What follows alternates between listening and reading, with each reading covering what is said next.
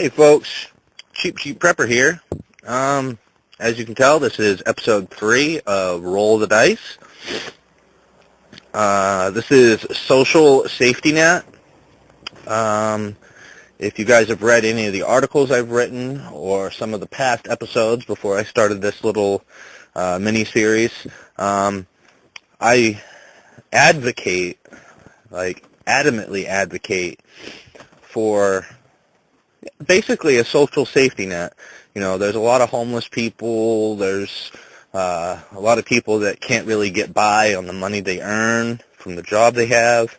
So there needs to be some kind of network of like nonprofits throughout at least the United States, if not the world, that will educate people on the basics of gardening, animal raising, very basic stuff so that they don't have to worry about where's my next meal coming from, where's my next dollar coming from.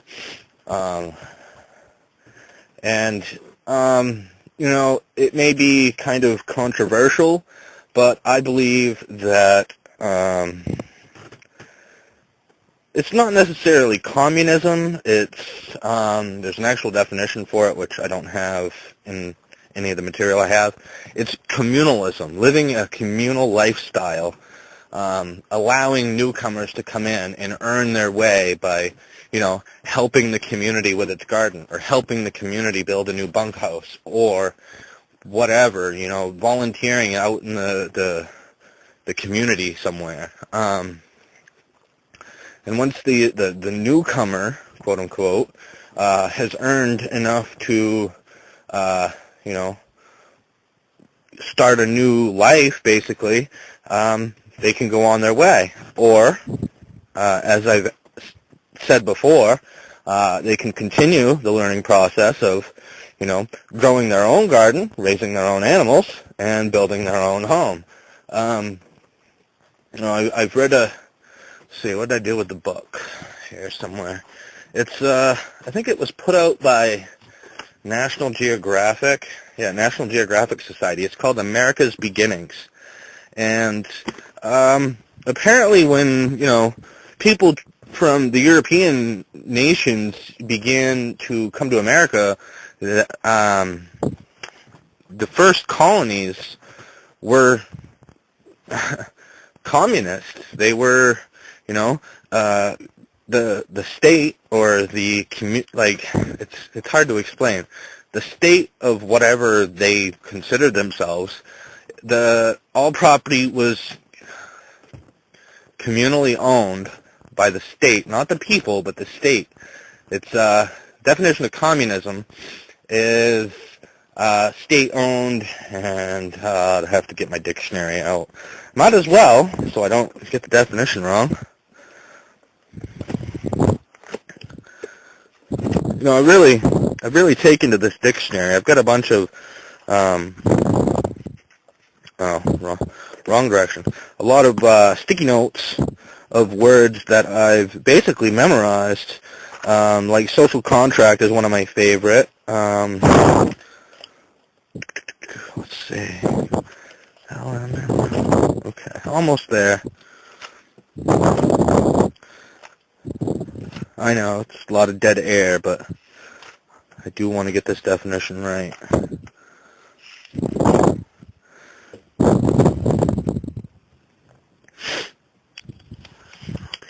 Okay, back a little bit. Man, that was way too far.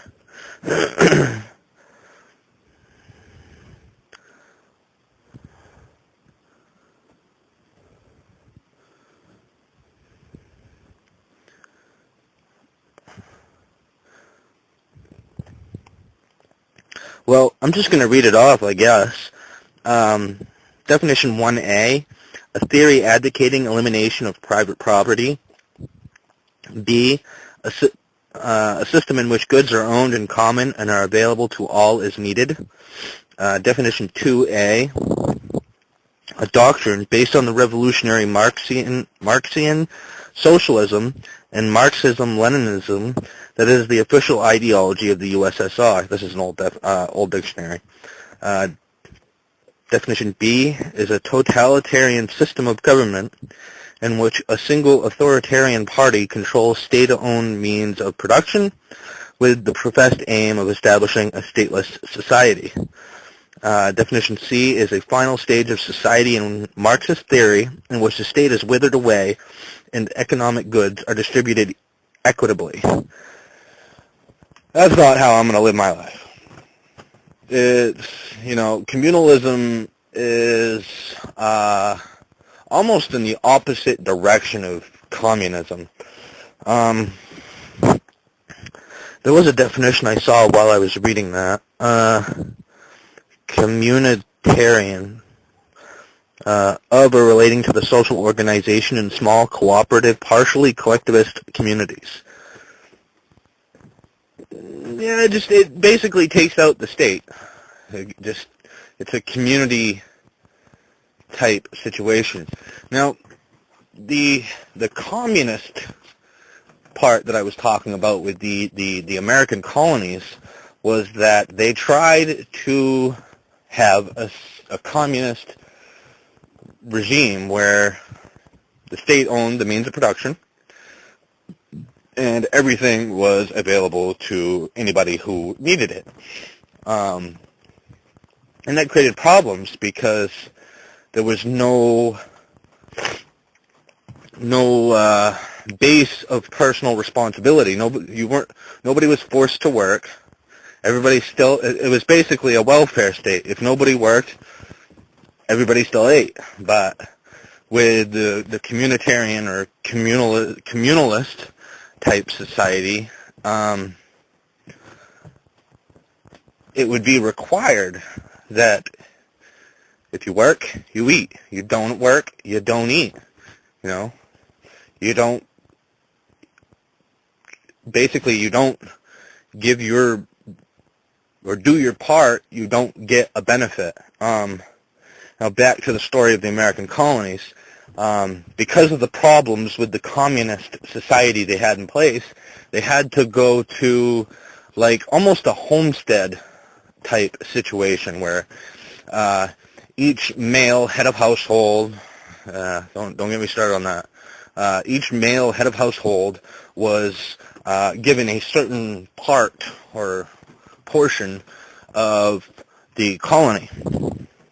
I think at the time it was 50 acres per male head of household. And they allowed the invisible hand of the free market system to work. People started creating businesses, and the economy or what economy they had at the time, began to flourish. And that kind of leads into present day. At least here in America, the regime in power now is causing the economy to crumble by not allowing the invisible hand of the free market to work. They've actually taken over 1/6 or 1/7, I'm not sure what they're saying now, but it's about 1/6 of the economy is government owned. That is the first, I guess, by definition, what we just learned by the definition of communism is that's the first stages or the first steps towards communism. Basically, we've taken that very tiny baby step into socialism, which is the precursor to communism. That's the problem with socialized anything, is when the government takes over something, they ruin it. They plain ruin it. Proof in point, the welfare system. Back in, the 1940s? Was it not Roosevelt? Who was it? New Dealer guy there. I can't remember. I got a book here somewhere about him. I'll have to look it up at some point. I don't even know which book it's in. Might be in Why America Doesn't Work, but I'm not going to take the time to look it up. But anyways, they signed the New Deal, which created a system for the poor to not have to worry about food.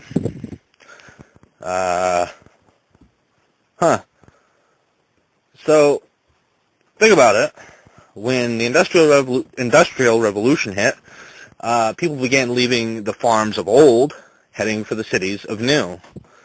And I have heard stories from quote-unquote old-timers who said that it was very, very bad for not just this country, every country, to hit the Industrial Revolution point so hard and so fast, because it drew so many people away from the farms, which were necessary at the time, and I think they're still necessary, to provide for the people that needed food.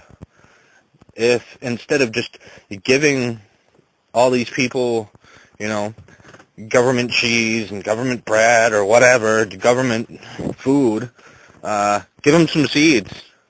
Have them grow a garden. Let them earn some money. It's, they've taken away that base of personal responsibility, and, they've destroyed the moral compass of people, not just people in this country, but in other countries. People think, why should I have to work for something when I can get it for free? Well, the problem is, if everybody did that, nobody would get anything. But, a social safety net is only possible through small pockets of communalism or communitarianism or whatever it's called, where people have the ability to build up the skills that they don't have that they need, growing their own food and, digging their way through life. It's necessary in such a time where, people say, resource management and all that crap. I think the problem with destroying that base of personal responsibility and the moral compass issue is a spirituality issue. We're not allowed to, in schools we're not allowed to pray, and we're not allowed to talk about God. They've taken God out of the Pledge of Allegiance. They've taken God out of the public places. And in the past, that's what's given a lot of people their base of personal responsibility, their moral compass. And if you take that away and don't allow people to see it, they're not going to have a good moral compass, and they're going to have no idea what personal responsibility is. They're just going to think that the state will provide. And when the state is $17 trillion in debt, has almost 100